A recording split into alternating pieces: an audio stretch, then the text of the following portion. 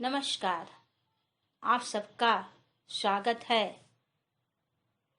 बच्चों, आज मैं बाबा भीमराव अंबेडकर द्वारा रचित श्रम विभाजन और जाति प्रथा पर चर्चा करूंगी। तो आइए सबसे पहले इनका जीवन परिचय से अवगत कराती हूँ। भारतीय संविधान के निर्माता बाबा साहब भीमराव अंबेडकर का जन्म सन 1891 में मध्य प्रदेश के महू जिले में हुआ था। वे अपने समय के सबसे सुपठित व्यक्तियों में से एक थे। प्रारंभिक शिक्षा महू में प्राप्त किए। उसके बाद बड़ौदा नरेश के प्रोत्साहन पर उच्च शिक्षा प्राप्त करने के लिए न्यूयॉर्क और लंदन गए। इन्होंने संस्कृत के धार्मिक, पौराणिक और संपूर्ण वैदिक साहित्य पढ़ा। सन 1956 में इनका स्वर्गवास हो गया।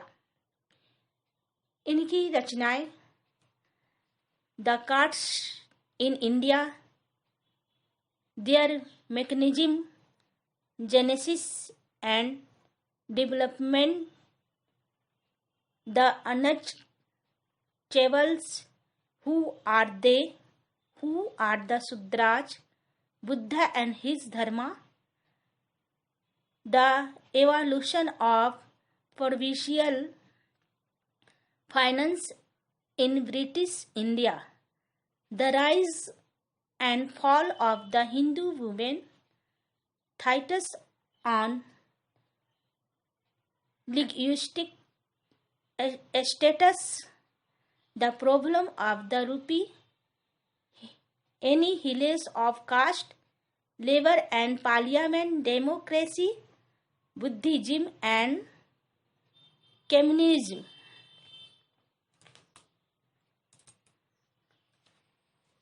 बाबा साहेब अम्बेडकर ने समाज व राजनीतिक में महत्वपूर्ण भूमिका निभाते हुए अछूतों, स्त्रियों और मजदूरों को मानवीय अधिकार के सम्मान दिलाने के लिए संघर्ष किए। वे स्वयं दलित जाति में उत्पन्न हुए। उन्हें अपने बचपन में जाति आधारित उत्पीड़न, शोषण एवं अपमान का सामना करना पड़ा था। इसलिए उन्होंने अपनी पुस्तकों में जातिवाद का डटकर विरोध किए। वे संविधान निर्माता में से एक थे। उन्होंने संविधान में जातिवाद, छुआछूत का उन्मूलन किया, स्वतंत्रता, समानता पर बल दिया। जातिवादी उत्पीड़न से मोह भंग होने पर उन्होंने बौद्ध धर्म ग्रहण किए।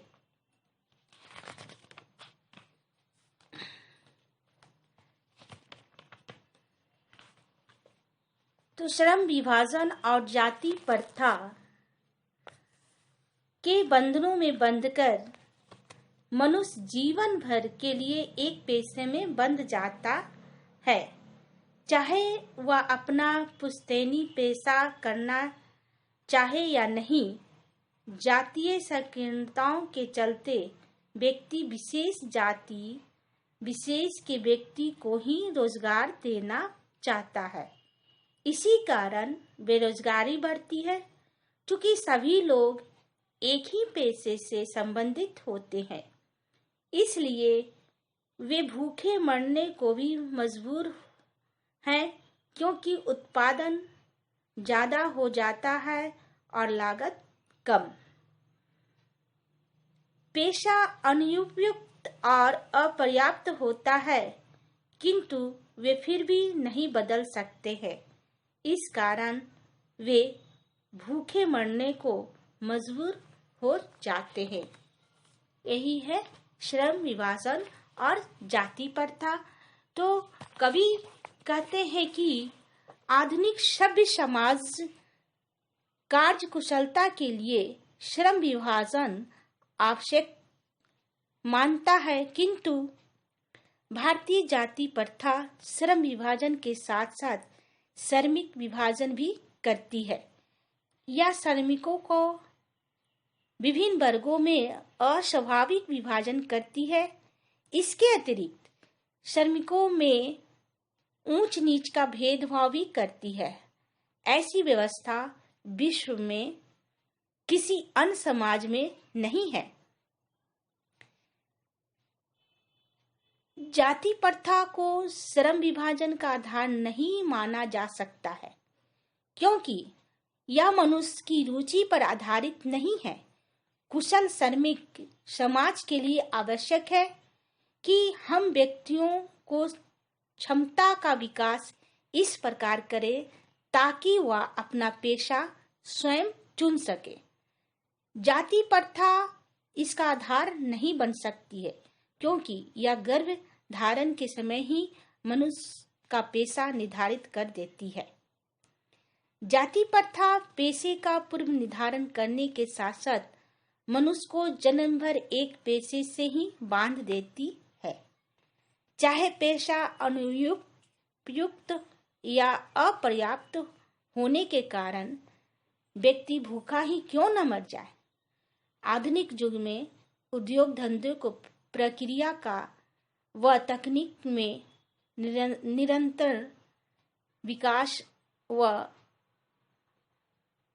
परिवर्तन के कारण यह स्थिति प्रायः आती है। इसलिए मनुष्य को अपना पेशा बदलना पड़ता है। हिंदू धर्म की जाति प्रथा किसी भी व्यक्ति को पेशा बदलने की स्वतंत्रता नहीं दी जाती है। इसलिए यह प्रथा भारत में बेरोजगारी का प्रत्यक्ष कारण है। इस प्रकार जाति प्रथा श्रम विभाजन की दृष्टि से दोषों में भरी हुई है। इसमें श्रम विभाजन मनुष्य की इच्छा पर निर्भर नहीं करता है। मनुष्य की व्यक्तिगत रुचि का महत्व नहीं दिया जाता है। आज के उद्योगों में मनुष्य से लोग निर्धारित कार्य की अरुचि के साथ विवशतावश करते हैं। इससे मनुष्य टालू काम करने या कम काम करने के लिए प्रेरित होता है।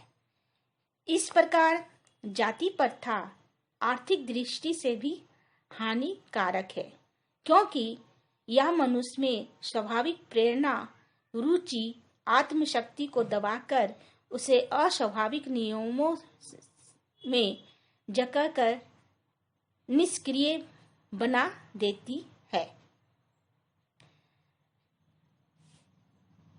तो बच्चों, ये है श्रम विभाजन और जाति प्रथा